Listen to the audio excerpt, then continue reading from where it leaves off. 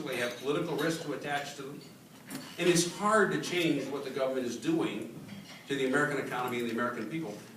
So most politicians are afraid of being associated with failure. Romney likes tackling difficult problems.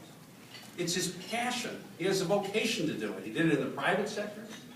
He did it with the Olympics. He did it with Massachusetts. And he learned that from his father. If you read his book, the first chapter of the book, he talks about when he was young, his father made him do all these very difficult chores, the hardest chores in the house. And he would complain about it, and his dad would say, Mitt, it's the pursuit of the difficult that makes men strong.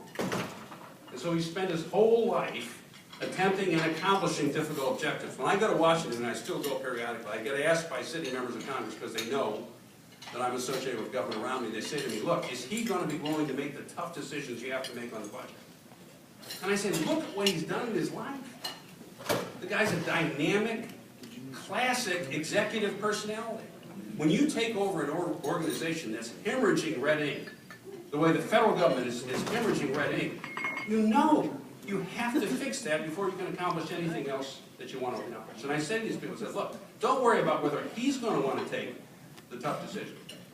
Worry about whether you're going to be willing to take the tough votes that he's going to demand that you take. He's proposed cutting federal spending $500 billion in the first 4 years, taking down the federal percentage of the GDP from 25% to 20% in the first 4 years. If they send bloated appropriations bills down to the White House above the deficit targets that he sent, he's not going to sign them the way George W. signed them. They're going to go out of the White House faster than they came in. Because he knows we have to get the federal budget under control. He has an understanding and appreciation for how the free market operates. Now, all I'll say about this is I chaired the Small Business Committee for 2 terms. And one of the things I did, I had the opportunity to do it, I really enjoyed doing it. I met and talked to literally hundreds and hundreds of small business people. And they all told me, when are we going to get somebody in government who really understands the impact that the government is having on business on a practical, day-to-day level? Well, now we have a chance to get a person like that for the first and maybe only time in our lifetime. Romney understands that. That's why he proposed a jobs plan, some of you may remember, that had 59 points in it. How many remember the 59-point job plan? Okay, well, he got criticized. Too much detail. There's no significant feature to it. Well, the reason he did it is because he understands the problems the government is causing for small business in the country isn't limited to one area. Now, he has a very dynamic tax cut proposal, and that's hugely important. But it isn't just taxes. It's the government's labor policies. It's the government's energy policies. It's the government's trade policies. And it's especially the government regulatory policies that are oppressing and discouraging and hurting entrepreneurship around this country. And he understands, because he understands how business operates, we have to remove all of them. I mean, Reagan, as great as he was, basically passed a tax cut and then tried to hold the line. We've got to do a lot more than that over the course of the next 4 years. Governor Romney has a strong conservative record. I'm not going to go into the back and forth on this. But those of you who have a question about it, here's what I would urge you to do. Check out, go on and Google the speech he gave to the Conservative Political Action Conference about 3 weeks ago. He went in that speech into great depth about why he's a conservative, what it means for him, and what his record was in Massachusetts and before. He was interrupted a number of times by standing ovations. He ended up winning the CPAC straw poll, and I think it was largely on the basis of that speech, because he talked about his record.